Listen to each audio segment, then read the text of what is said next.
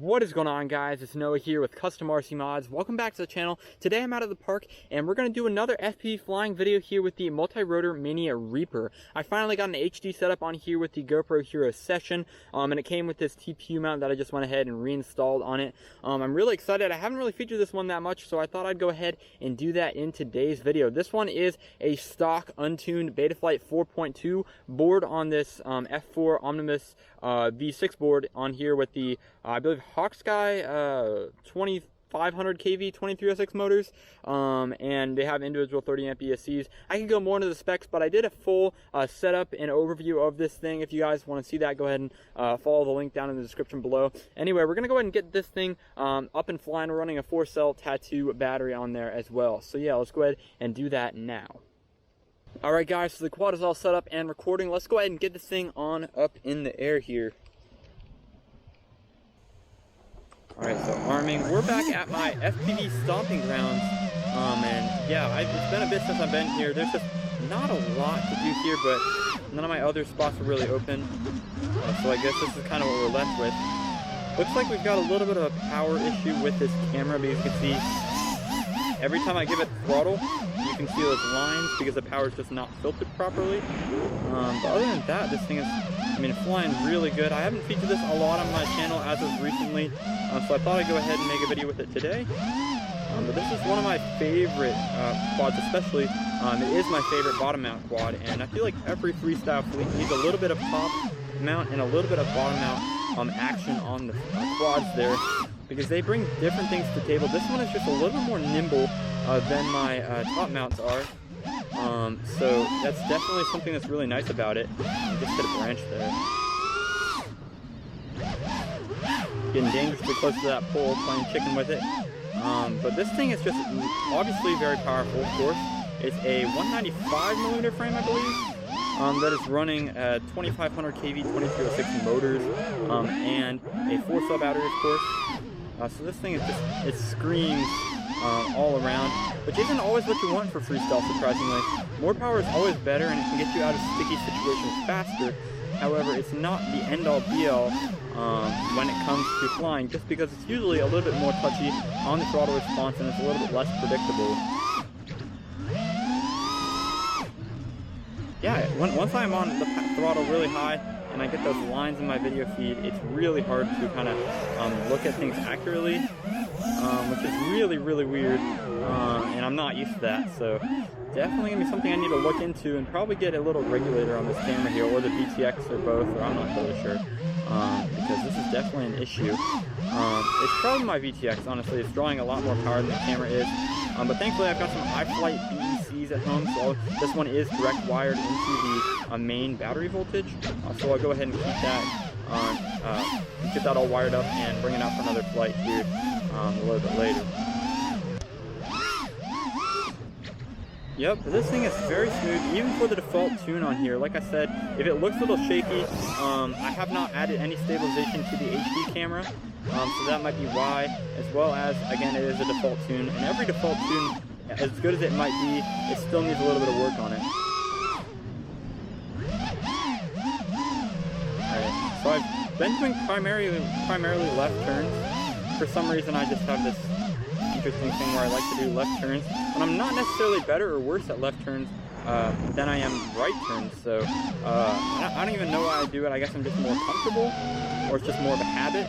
A lot of my initial FPV race courses I set up were left turn only, so that's interesting. We're going to do some more right hand turns.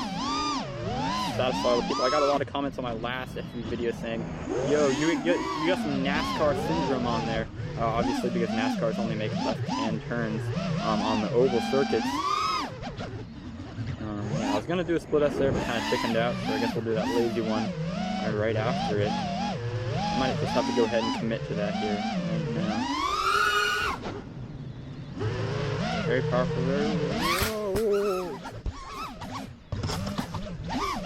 Whoa, that was crazy.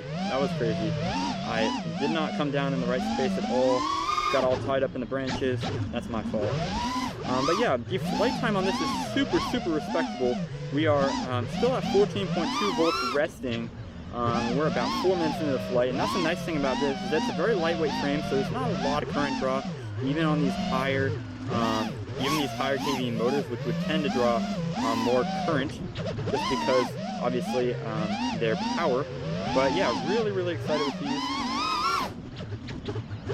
Let's try to go ahead and get some redemption on that split S. I'm gonna go ahead, bring it around here, like that.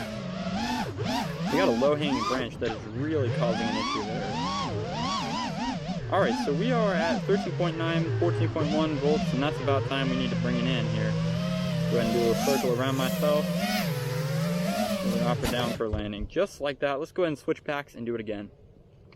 Alright guys, so we're set up with the next battery. Let's go ahead and get this thing underway. I didn't check my props after that last flight. I guess they sound pretty good. But it's always just a good idea to go ahead and check them for obvious reasons, especially after a few hard hits like that. That's a nice little gap back there when it comes to doing some proximity FPV. See, I can't really get through there very smoothly without hitting one of those low-hanging branches. So you kind of have to do an exponential arc almost. You have to really dive down low rather than just coming out of the split S smoothly. Let's try it again. So you kind of have to get down low earlier than you want to. All the way out there.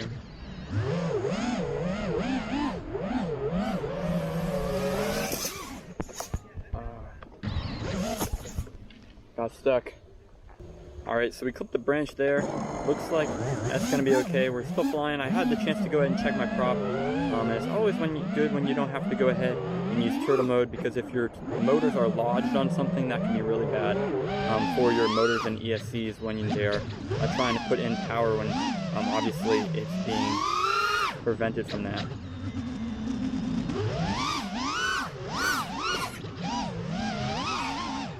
For some reason my video is a little dodgy. I'm not exactly sure what channel I'm on either, so it could be one that either has a little bit more signal interference compared to other channels. Maybe there's something wrong with my antenna. Whoa. I gotta go ahead and fix that. Alright guys, so unfortunately that's going to do it for this video. My antenna kind of came loose here. The zip tie that was holding it to the standoff came off, so unfortunately it's just flailing around like that, and we can't fly like this just because it is a bottom out frame where everything's close quarters with these motors spinning very close to the stack. Yeah, I need to go ahead and take this home and re-secure the antenna just so I don't obviously shred it in mid-flight. So yeah, that's unfortunate. However, we did get some good flying in. Hopefully it was at least entertaining, if not informational for you guys. Again, if you want to reference what this build is all about, I'll have that overview video linked down in the description below. With that said, thanks for watching guys, hope you enjoyed, and I'll catch you guys in the next video.